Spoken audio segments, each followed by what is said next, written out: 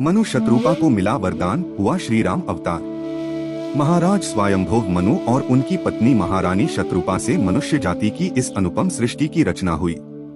जब उन्हें शासन करते बहुत समय बीत गया और बुढ़ापा आ गया तो उन्हें चिंता हुई कि सारा जन्म हरि की भक्ति बिना ही बीत गया।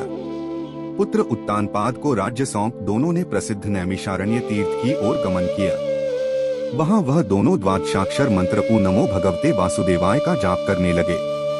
उनके मन में एक ही लालसा थी कि प्रभु दर्शन हो जाएं। वह फलाहार करते और हरि का स्मरण करते। कुछ समय बाद वे श्री हरि के लिए कठोर तप करने लगे और फलों का त्याग कर केवल जल पर रहने लगे। मन में प्रभु को देखने की प्रबल अभिलाषा थी। इसी प्रकार तप करते जब उन्हें काफी वर्ष बीत गए तो जल भी छोड़ दिया और केवल वायु पर तप करने लगे।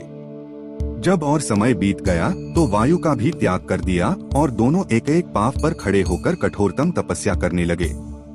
उनकी ऐसी अडिग आस्था देखकर भगवान ब्रह्मा, विष्णु और शंकर कई बार मनु के समीप आए और लालच दिए, किंतु दोनों जरा न डिगे। उनके शरीर अस्थियों का ढांचा रह गए, पर उनके मन में जरा भी पीड़ा न थी। उनकी तपस्या से श्री प्रभु प्रसन्न और संतुष्ट हुए और आकाशवाणी से बोले कि वर मांगो। आकाशवाणी सुनकर दोनों के शरीर हृष्ट पुष्ट हो गए।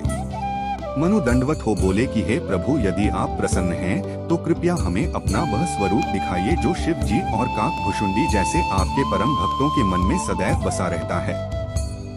इस पर सर्व समर्थ भगवान अपने मेघ के समान श्यामवर्ण रूप में प्रकट हुए। श्री हरि भगवान के दर्शन पा मनुष्य रूपा खुश हो गए और प्रभु के चरणों से लिपट गए। भगवान ने उन्हें उठाया और कहा कि मनचाहा वरदान मांगो। मनु महाराज बोले कि हे प्रभु, आपसे क्या छिपाना, मुझे आपके समान पुत्र चाहिए। इस पर भगवान ने वरदान दे दिया, हे राजन, मैं स्वयं आपके पुत्र रूप में आऊंगा। महारानी शत्रुपा ने भी कहा कि जो वर मेरे पति महाराज मनु ने मांगा, मुझे भी वही अच्छा लगा।